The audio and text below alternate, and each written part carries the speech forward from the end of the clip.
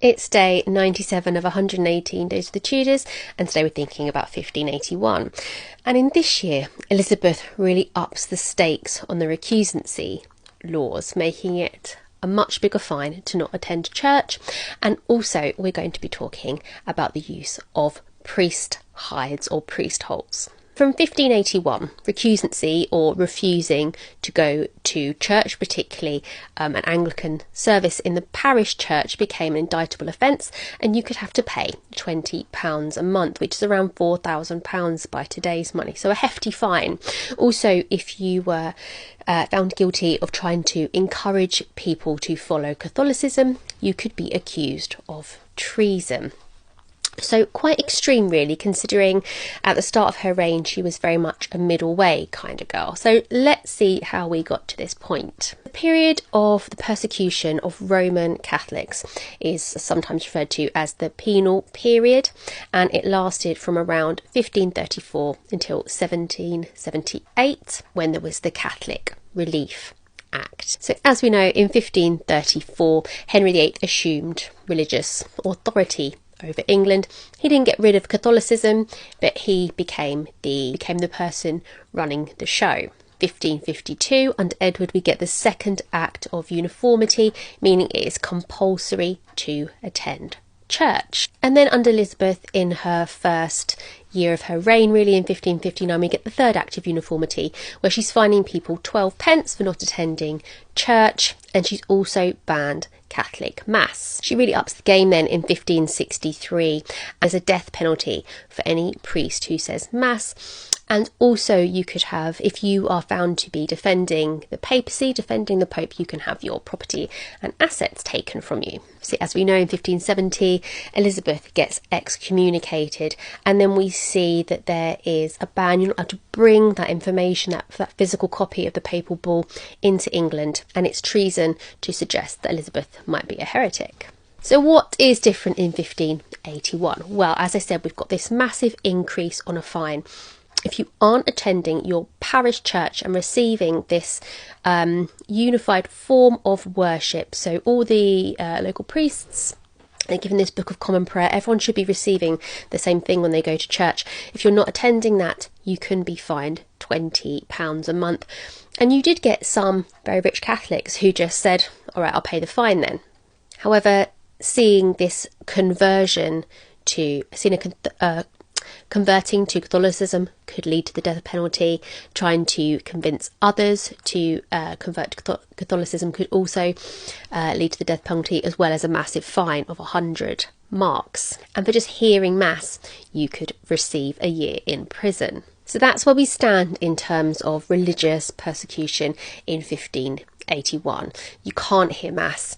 You've got to go to church, otherwise you pay a hefty fine. You definitely can't be trying to convince other people to hear Mass or to convert to Catholicism. So really, it's only the sort of super rich Catholics that might be getting away with this for the time being. Now, to fast forward slightly, from 1585 it was actually illegal for any priest to even set foot in England. So what we see then is the wealthier Catholics trying to hide the priest. So they would have these spaces created in their house called priest hides or priest holes. You can still see lots of them in England today.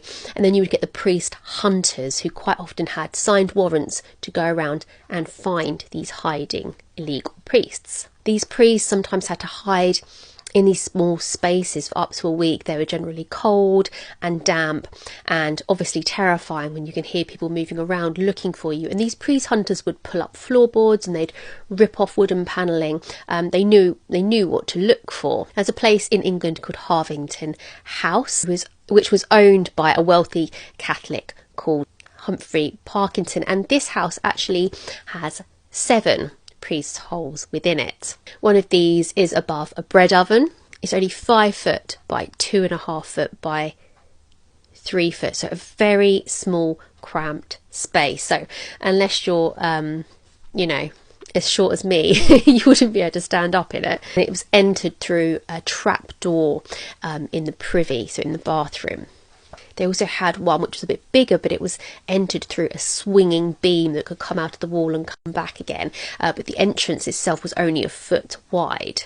Also have one in the attic, which is accessed via a fake chimney, so inside there would be a ladder to go up. So who created these? Well, there are a couple of people, but I want to talk about just one today, a man called Nicholas Owen. Now, Nicholas Owen was a carpenter. Two of his brothers were priests, so he obviously was invested in this idea of helping priests stay safe. From 1588, for 18 years, he built these secret priest holes in the homes of Catholic families, and he never took any payment for this beyond the necessities of life, so food, water, whatever he needed to carry on his work. And he would maintain a life as a regular carpenter in the day to kind of keep up this ruse that he wasn't doing anything untoward. And it was most likely Nicholas Owen who created these priest hides at Harvington House. And he was so good at his job. There's a suggestion that we may still not have found all of the priest holes yet. They may still be hidden. We may reveal more in the future, which I think is a really exciting prospect. So he did this for 18 years. Sadly, he was arrested in 1606 and was tortured to death, but never revealed any of his secrets. He was actually later canonised in 1970, so he's now Saint Nicholas Owen. So that's 1581. We've got this law saying you've got to go to church, or you have to pay a hefty fine, and then we start to see this introduction of these priest hides, or priest holes as you might call them, to try and protect these priests who were being hunted down. So there you go. I will see you tomorrow when we are talking about a very formidable Lady Bess of Harwick. I'll see you then.